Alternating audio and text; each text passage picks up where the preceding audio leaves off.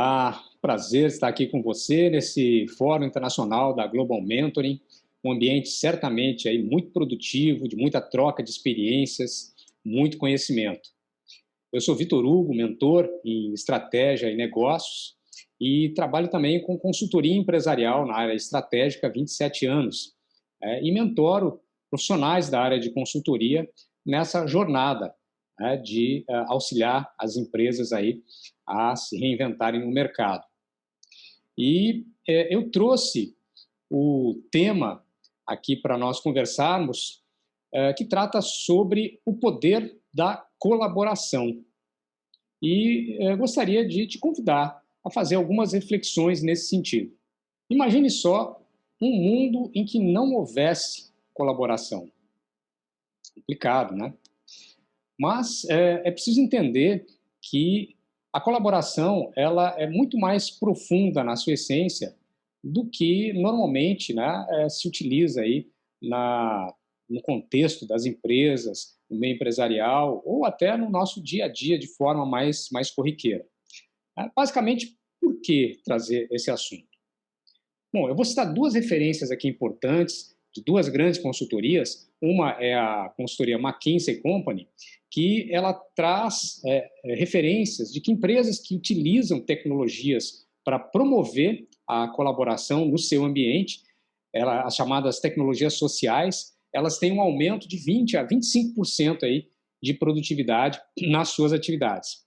A outra referência é da Deloitte, uma empresa também mundialmente conhecida na área de consultoria e que realizou um estudo chamado Tendências Globais do Capital Humano, em que ela apresenta que as organizações do futuro elas funcionarão de maneira ágil e alimentadas pela colaboração para que elas possam sobreviver nesse ambiente aí da nova economia.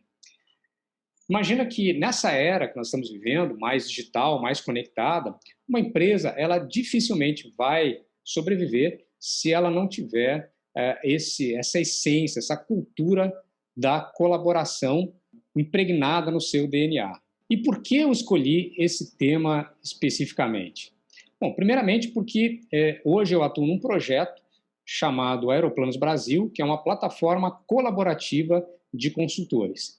E recentemente, no ano passado, eu tive uma experiência, minha primeira grande experiência da realização de um livro, um e-book, no processo colaborativo, inclusive contou com muitos profissionais aqui da Global Mentoring, que auxiliaram justamente trazendo os seus conteúdos, contribuindo, colaborando com a realização dessa obra, com uma obra belíssima de 255 páginas, que se chama Reinvente Sua Empresa para a Nova Economia.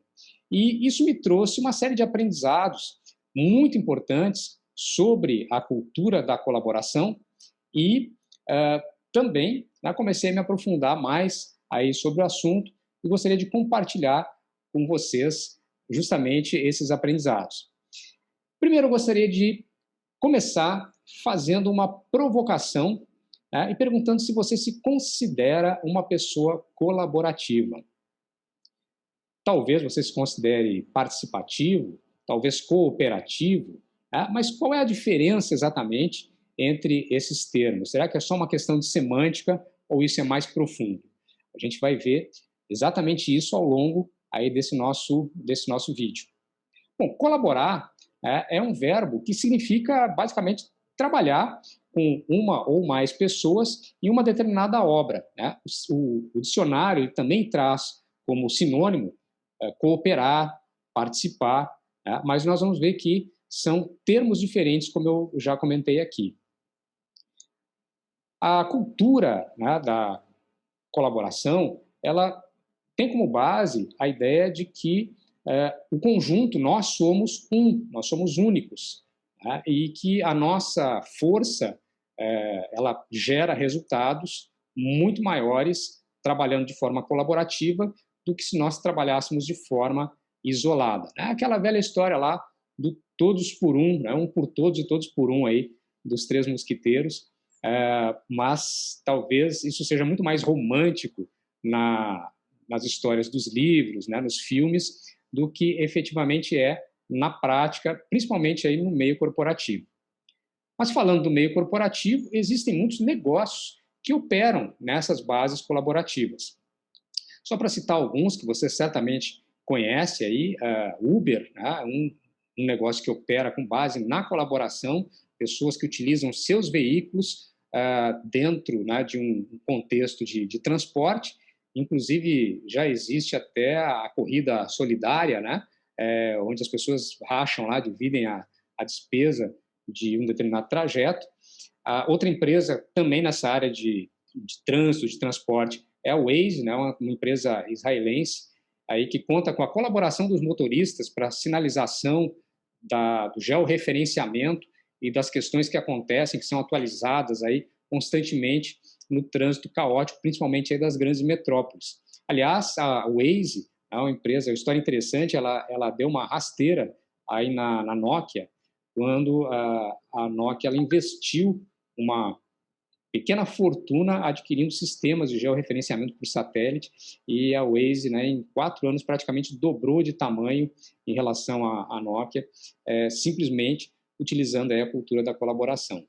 E eu posso citar aqui vários outros negócios, vários modelos de negócios que têm a colaboração na sua essência, como a Wikipedia. Você vai procurar no Google lá um termo, significado, você tem lá o acesso, né, a esses termos gerados pelas pessoas que colaboram na construção desses conteúdos.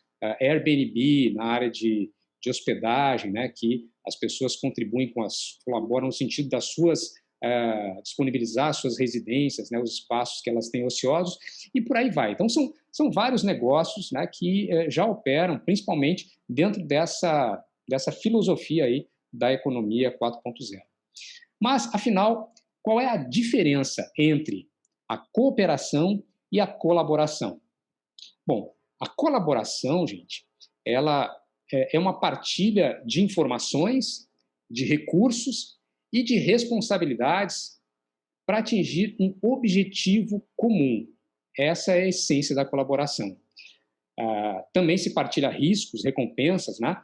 E a impressão que se dá a uma pessoa que olha de fora é que é uma entidade comum, né? Ela tem uma mesma identidade, não consegue se diferenciar as partes. Então, isso é a colaboração. Agora, qual a diferença dela para a cooperação? A cooperação, ela também tem troca de informações, partilha de recursos para atingir metas propostas, não necessariamente um objetivo comum. E, geralmente, uma das partes que integra esse contexto é que propõe justamente essas metas. Cada um faz o seu trabalho, né, de forma independente, mas coordenado, logicamente, com os demais. E esses resultados individuais, eles são adicionados para que se gere o valor final. Então, vocês percebem aí que tem uma diferença, né, sutil, mas importante, entre cooperação e colaboração. E a gente pode falar ainda de uma rede, né? Participar de uma rede, ela também contempla a troca de informações gerando benefícios para todos dessa rede, mas não necessariamente tem uma meta comum ou a coordenação dessas contribuições individuais. Não existe necessariamente a geração de valor comum. E é importante que se destaque essas diferenças, porque às vezes você imagina que está numa comunidade colaborativa, por exemplo, e você está ali num processo de cooperação ou mesmo de participação numa rede. Se a gente olhar para a nova economia, né, para esse novo contexto, nós temos outros termos também interessantes nesse aspecto, que justamente a junção da colaboração com a competição, porque nós somos seres competitivos por natureza.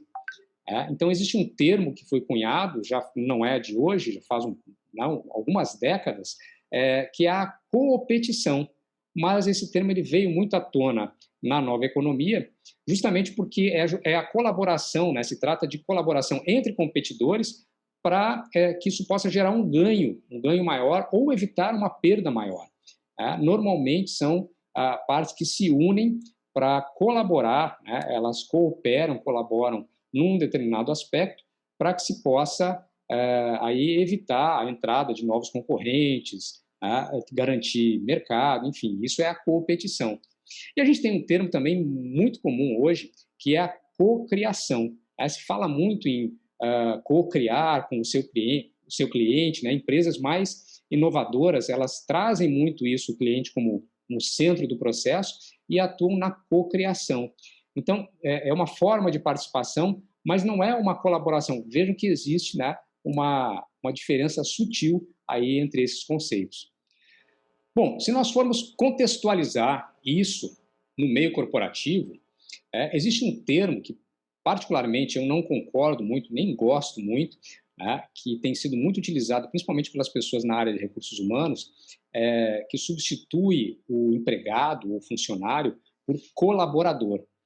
E colaborador subentende-se que seja uma pessoa que vá colaborar no processo. Então, talvez agora já seja mais claro o conceito de colaboração, mas fica a pergunta, será que ele é um ser colaborativo nesse contexto ou ele é simplesmente cooperativo? Se fala muito em trabalho em equipe, vestir a camisa, são expressões geralmente corriqueiras aí no dia a dia das empresas. Mas é preciso pensar que num trabalho em grupo, dentro de uma empresa, por exemplo, né, ou qualquer organização, não necessariamente o interesse do participante é atingir o objetivo do trabalho. Muita gente aí trabalha para se manter, para pagar suas contas, para receber o salário no final do mês, executa uma tarefa para não receber uma penalidade, por exemplo, né? E isso não está muito distante de ser a colaboração. Então, talvez o termo colaborador, nesse aspecto, ele precise ser revisto, porque para que a gente possa caracterizar a colaboração, é necessário que a gente saiba quais são as intenções e quais são os objetivos dos participantes. Quando eu trabalho a cultura colaborativa dentro de uma empresa, é possível, sim, ter colaboradores, mas desde que essa cultura ela seja clara. Quando você tem, por exemplo, um caso em que você escuta de alguém que trabalha numa determinada empresa, isso não é da minha área, né? Ou não é a minha função fazer determinada coisa, mas será que essa pessoa ela entende efetivamente qual é o objetivo comum? Por que efetivamente ela está realizando aquela atividade? E o que a gente percebe, historicamente, pelo menos nas últimas gerações, é que nós temos aí muita gente que trabalha ou porque precisa, tem realmente uma necessidade, né, ou porque é aquela oportunidade que ela encontrou disponível naquele momento, e empregadores que não necessariamente têm ali o mesmo interesse, né, dessa pessoa que realiza esse trabalho. Tem empregadores, inclusive, que não sabem nem o nome dos seus funcionários. Então, por aí você tira que essa cultura colaborativa ela precisa ser desenvolvida nas organizações para que você possa efetivamente criar um ambiente de colaboração. E eu digo isso porque atualmente é muito comum nós vermos aí os squads, né, de inovação, um termo bacana que o pessoal está usando aí, né, o squad de inovação para gerar inovação na empresa e tal. Isso é um processo que efetivamente ele só funciona, ele só realmente vai acontecer de fato se a colaboração estiver presente. E para isso nós temos que trabalhar aí a cultura interna. Muita gente falando dessa área de inovação, né, foca muito apenas nas ferramentas. E aí eu falei inicialmente lá do estudo, né, das duas consultorias, que abordam muito essa questão das ferramentas colaborativas. Certamente você conhece várias delas, até pode ser que utilize várias delas, né, ferramentas como Trello, como Dropbox, né, como o Google Drive, e ferramentas como essas que a gente utiliza para fazer até a transmissão de webinars, como o Google Meet, a plataforma Zoom. A gente utiliza, inclusive, na plataforma Aeroplanos, é uma ferramenta chamada GoDash, que ela tem um processo de colaboração, né? ela trabalha o acompanhamento de projetos, mas ela tem uma componente muito, muito bacana de comunicação interna, que a gente vai ver daqui a pouquinho, que é um dos fatores fundamentais aí do processo colaborativo. Aliás, falando dessa evolução da colaboração, existe uma teoria da evolução da colaboração que ela surgiu na década de 70, em competições que foram promovidas aí por um cientista chamado Robert Axelrod, né, que justamente estimulou pessoas que eram apaixonadas pela teoria dos jogos a enviarem propostas, contribuições e de estratégias, né, dentro desse processo da teoria dos jogos. E, nesse momento, houve uma vencedora, né, uma teoria vencedora, que se chama Tit for Tat, que, traduzida, ela quer dizer toma lá, dá cá. Né? Eu vou explicar um pouquinho esse toma lá, dá cá. Essa estratégia ela foi proposta por um camarada chamado Anatol, né? E ela segue 3 regrinhas básicas.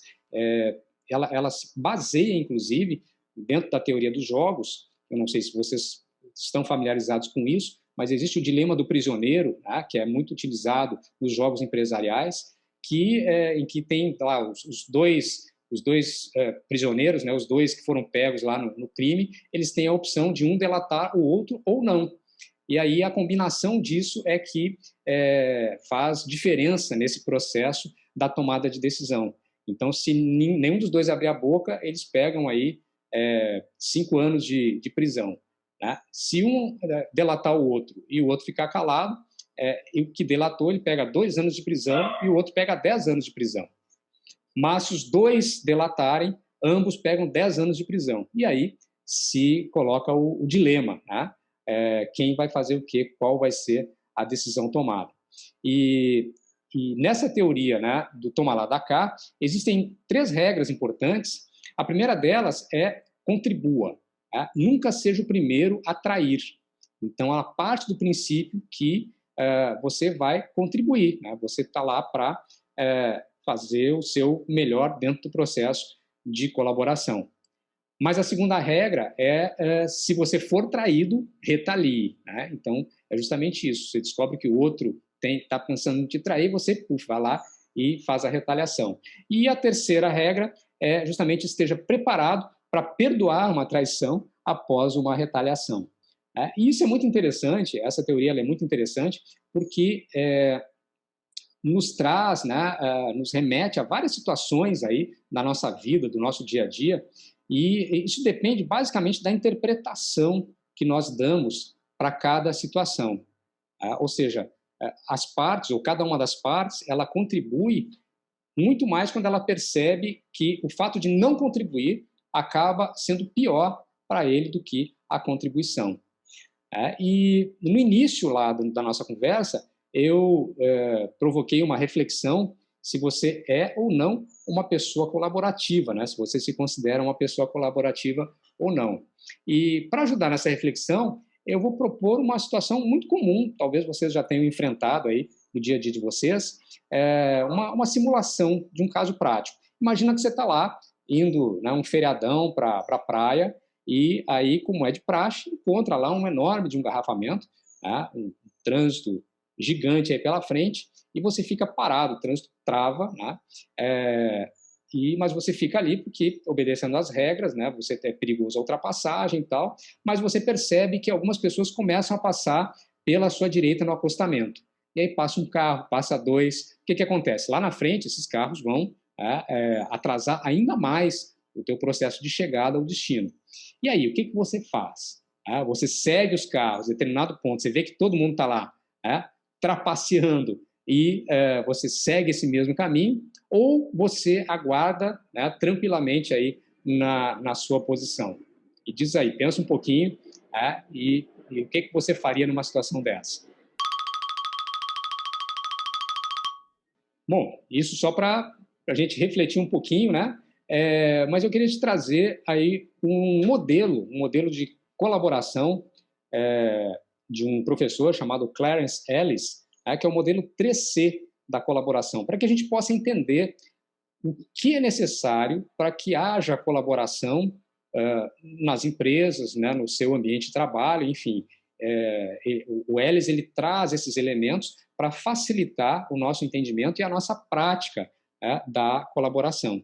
Então, o primeiro ponto desse modelo 3C, né, vocês vão ver que são 3 palavras que começam com C, a primeira delas é a comunicação, que é justamente a ação de você trocar mensagens, né, esclarecer o processo, o entendimento comum das ideias que são discutidas, né, que são tema ali de avaliação, troca de ideias, até a negociação de ideias. Então, o processo de comunicação é um processo extremamente ativo, e extremamente importante dentro desse ciclo.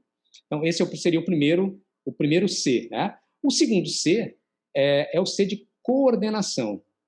Para que se possa atender os compromissos gerados pela comunicação, é necessário que haja a coordenação do trabalho. Sem essa coordenação, boa parte do esforço que é feito na comunicação acaba sendo perdida. Então, eu preciso estimular a comunicação, mas eu preciso coordenar esse atendimento daquilo que foi proposto pela comunicação inicial. E o último C é justamente a cooperação, que existe ao cooperarem, os participantes do grupo, eles produzem, eles modificam, eles utilizam de maneira compartilhada um conjunto de informações e artefatos num determinado espaço compartilhado. Então, os recursos são compartilhados, mas compartilhados de uma forma coordenada. E aí, fechando o ciclo, se você tem esse ciclo se repetindo várias vezes, a comunicação, a coordenação e a cooperação, você consegue gerar, aí ao final, a famosa colaboração. Né? Mas isso é importante entender que esse processo ele depende ainda da interpretação das pessoas. Por isso que ele deve ser um ciclo, né?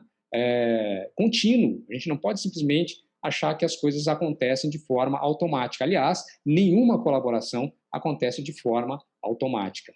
Bom, eu gostaria de te apresentar também 4 etapas que foram propostas pela americana Kay Praines, que é uma estudiosa dos aspectos sociais já há algum tempo, e ela coloca que para haver a colaboração e mesmo a cocriação, que seria a última etapa, existem outras 3 que são fundamentais, que são conhecer para, confiar para e compartilhar, para só aí haver a colaboração e a cocriação. Então, isso é muito importante quando a gente considera processos de construção dentro das organizações. É importante perceber que essa cultura ela precisa ser instalada antes, efetivamente, de se esperar qualquer resultado no sentido da colaboração. E, finalmente, né, eu quero trazer para vocês aí qual é o poder, claro que tem toda essa complexidade para gerar a colaboração, mas existem muitas vantagens na realização aí, de atividades colaborativas. E tem vários resultados de pesquisas, eu posso citar alguns principais aqui, que eu acredito que são os mais almejados quando se parte para um processo de colaboração. O primeiro deles é o engajamento, então eu só posso esperar engajamento aí se efetivamente eu consigo construir esse ambiente corretamente, as pessoas se engajam, e é como se fosse uma coisa consequência da outra, né? O engajamento gera um segundo benefício, que é a produtividade. O processo se torna mais flexível, as pessoas se tornam mais ágeis com a colaboração, e isso acaba impactando na produtividade aí de todas as atividades. O compartilhamento do conhecimento também é uma grande vantagem, porque a informação, né, conhecimento, quando você compartilha com outra pessoa, ele não se dilui, ele não é um bem que se dilui, pelo contrário, ele se multiplica. Então, isso tem um efeito que potencializa aí, né, as ações propostas, quaisquer que sejam elas, e principalmente aumenta a capacidade de inovação das empresas. Então, é por isso que as empresas hoje estão muito interessadas nesse processo colaborativo, né, na economia colaborativa como um todo, porque o final da história é que isso acaba gerando aí uma onda positiva de inovação nesse processo. Bom, e o que eu posso trazer para vocês, experiência própria, gerada aqui na nossa experiência da plataforma Aeroplanos, né, no caso dos consultores, geralmente são profissionais que atuam de forma autônoma, muitas vezes eles se ressentem, né, de parcerias efetivas para encarar essa jornada que é um tanto solitária e muito trabalhosa, né? Hoje, com a nova economia, o profissional ele tem que dar conta de gerar conteúdo, né, de fazer lá o trabalho nas suas redes sociais. São várias coisas que precisam ser realizadas, né, para produzir os resultados, e parece que essa carga ficou ainda maior do que já era. Mas nós conseguimos perceber claramente, além das parcerias de negócios que são realizadas aí entre as próprias os próprios profissionais, né, de forma colaborativa, a redução de custos, até porque a gente tem alguns custos que são rateados, custos comuns que são rateados entre os profissionais, então isso é um grande benefício que nós temos percebido. Menos trabalho justamente nessa produção de conteúdo, porque existe uma produção de conteúdo colaborativa, né? Nós temos um programa semanal e que é gerado um conteúdo significativo, né, toda semana por cada um dos profissionais, e isso acaba somando no que a gente chama lá da Universidade Aeroplanos e vira um grande produto digital que todos têm acesso, que todos podem usufruir aí desse processo. E isso acaba gerando mais tempo para especialização. E quem trabalha com mentoria, assim, né, como os consultores, sabe o quanto é importante hoje que a gente possa mergulhar aí na nossa especialidade, né, conhecer cada vez mais, para que a gente possa estabelecer autoridade no mercado, para que nós possamos nos destacar aí nesse mercado cada vez mais competitivo. Então, acaba com essa complementariedade, né, como eu não preciso dar conta de várias coisas ao mesmo tempo, eu posso lançar mão de parceiros especialistas em outras áreas e aprender também com esses parceiros, me sobra mais tempo aí para que eu possa me especializar.